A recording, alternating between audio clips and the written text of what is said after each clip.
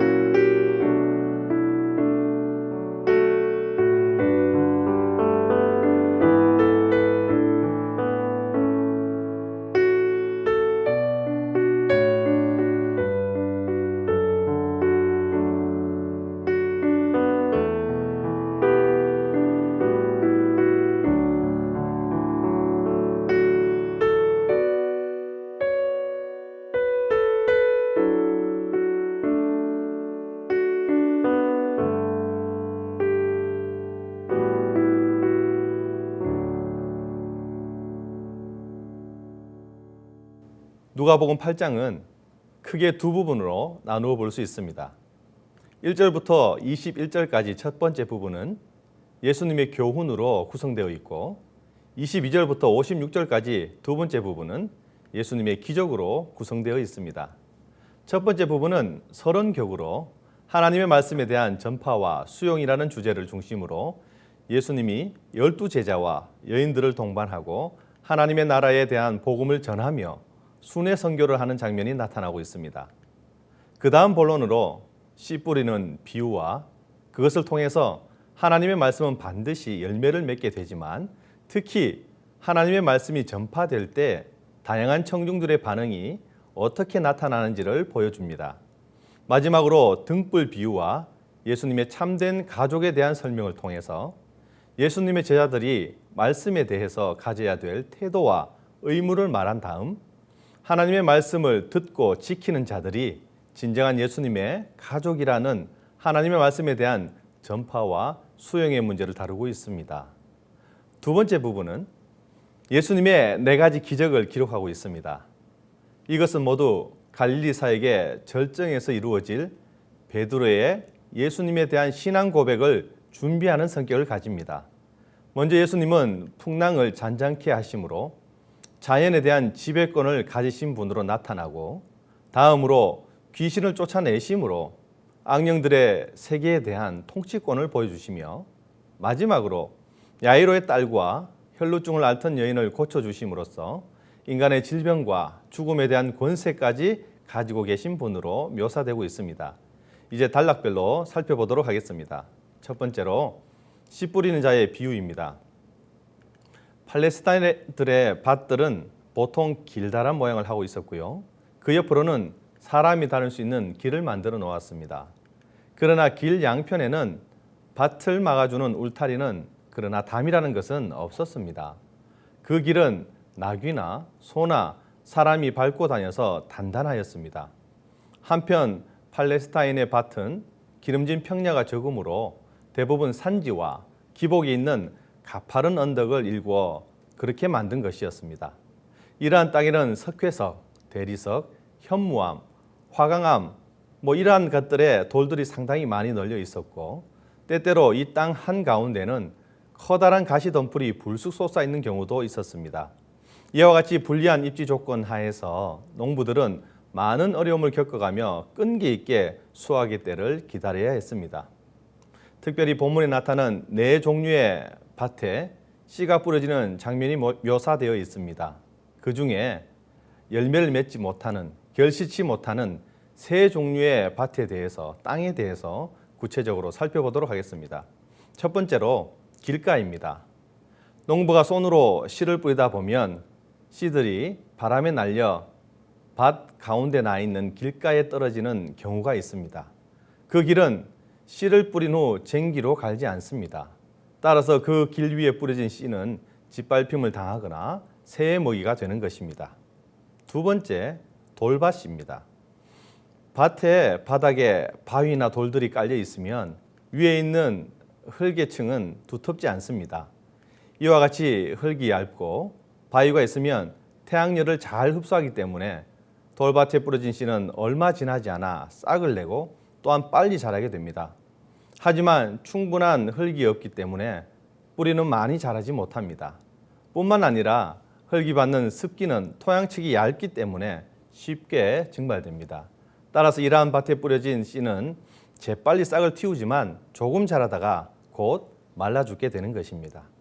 세 번째, 가시밭입니다. 씨 뿌리는 자는 씨앗을 뿌리기 전에 지난 해에 자랐던 잔재물들을 깨끗하게 치웠기 때문에 흙 속에 가시떨기의 뿌리가 남아있는지도 잘 모릅니다. 그러므로 이 밭에 뿌려진 씨는 가시와 함께 자라게 되죠. 처음에 이 씨는 싹을 틔우고 얼마 동안 자라지만 후에는 가시떨기가 더 크게 자라 결국 이 식물은 가시떨기 사이에 있게 됩니다. 그러다가 가시떨기는 점점 자라 그 자란 식물들을 휘감아 식물의 지속적인 성장을 정체시키거나 아예 식물을 말라 죽게 합니다. 이 비유를 통해서 우리의 마음밭을 좋은 땅으로 기경하는 여러분 되시기를 간절히 바랍니다. 8절의 말씀입니다.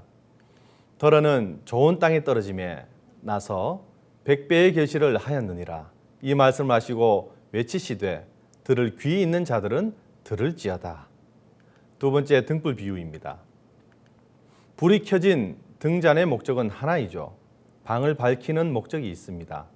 하나님의 말씀도 마찬가지입니다. 하나님은 은밀한 소수에게 감추어지거나 아무도 이해할 수 없이 염려거리가 되게 하기 위해 말씀을 주시지 않습니다. 하나님의 말씀과 가르치심을 올바른 사람들에게 올바른 때에 설명하실 것입니다.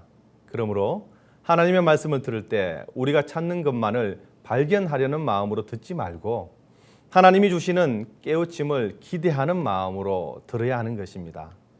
세 번째, 예수님의 참된 가족에 대해서 나타나 있습니다. 어떤 사람이 신호를 보냈습니다. 그래서 예수님은 가족이 왔다는 것을 아셨습니다.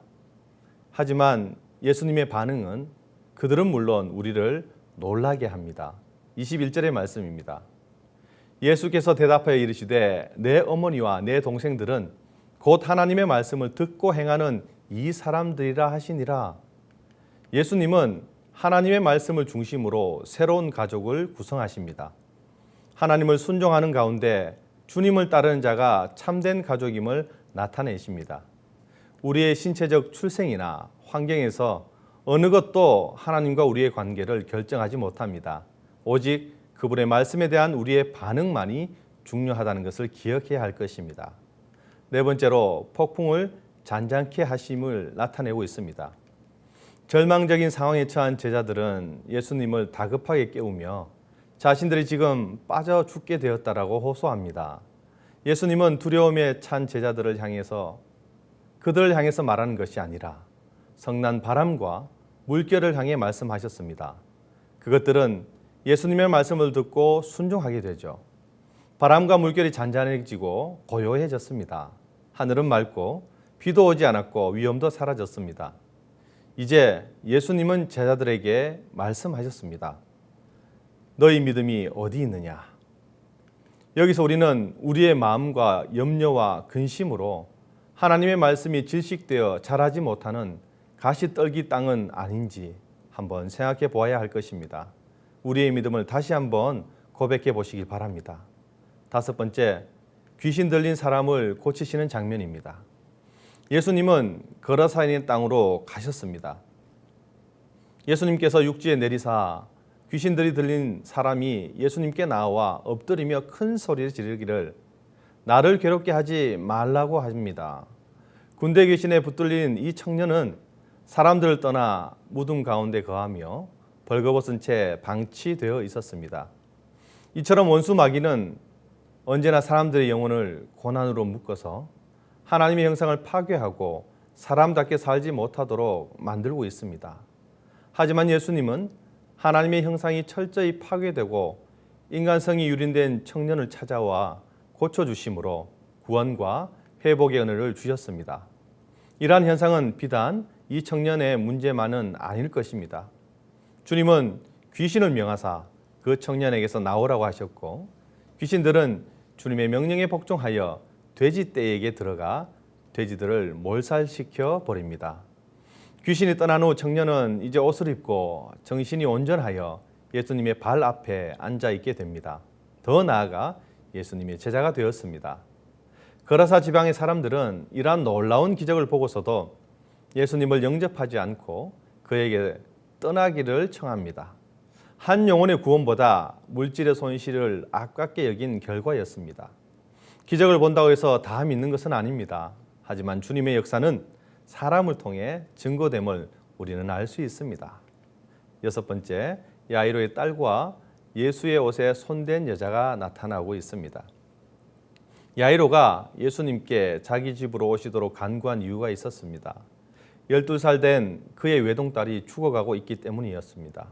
당시 회당장은 회당에서 기도를 인도하고 성경을 낭독하고 설교할 사람을 선정하는 등 회당 예배의 총책임을 맡은 자였습니다. 이런 의미에서 그는 정통 유대교의 대표자요, 동료 유대인들에게는 존경받는 사람이라고 말할 수 있습니다.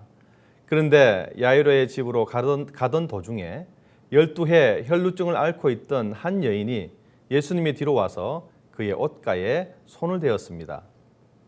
혈루증은 죄악과 저주로 인하여 발생한다고 여겨져 왔습니다. 그래서 히브리 사회에서는 이 병을 앓고 있는 환자를 부정한 사람으로 인정하고요. 멸시와 천대를 하였으며 완쾌될 때까지 사회로부터 격리하였습니다. 뿐만 아니라 혈루증 환자가 누워있던 자리나 그리고 모든 것들이 부정한 것으로 여겨졌으며 그들이 사용했던 침상, 옷, 좌석, 심지어 그것들 위에 있던 물건까지 만지는 사람까지 모두 부정한 자로 간주되었습니다. 그런 까닭에 이 여인에게는 성전 예배나 기타 종교의식에 참여하는 것이 허용되지 않았을 것이고요. 따라서 그 여인도 다른 사람의 눈에 띄지 않도록 숨어 사는 비참한 생활을 하였을 것입니다. 여인의 최후 수단으로 예수님께 나아가는 방법을 생각해내었습니다. 용기와 결단이 필요한 일이었습니다. 그러나 막상 예수님께 다가갔지만 자신의 병을 아뢰일 용기를 잃어버리고 말았습니다. 단지 믿는 마음으로 예수님의 옷가를 만지는 것으로 만족해야 했습니다. 그때 놀라운 일이 발생했습니다. 나음을 얻은 것입니다. 48절의 말씀입니다. 예수께서 이르시되 딸아 내 믿음이 너를 구원하였으니 평안히 가라 하시더라. 그리고 이어서 회당장 야이로의 딸을 살리고 계시죠. 52절의 말씀입니다. 울지 말라 죽은 것이 아니라 잔다. 이렇게 말씀하시는 것입니다. 주님은 생명의 주관자이십니다. 우리는 이것을 믿을 준비가 되어 있는지 우리의 신앙을 점검해 보아야 합니다. 오늘의 말씀을 생각하면서 함께 기도하겠습니다. 3가지의 기도 제목이 있습니다. 이와 같은 제목으로 기도하는 여러분 되시기를 간절히 축복합니다.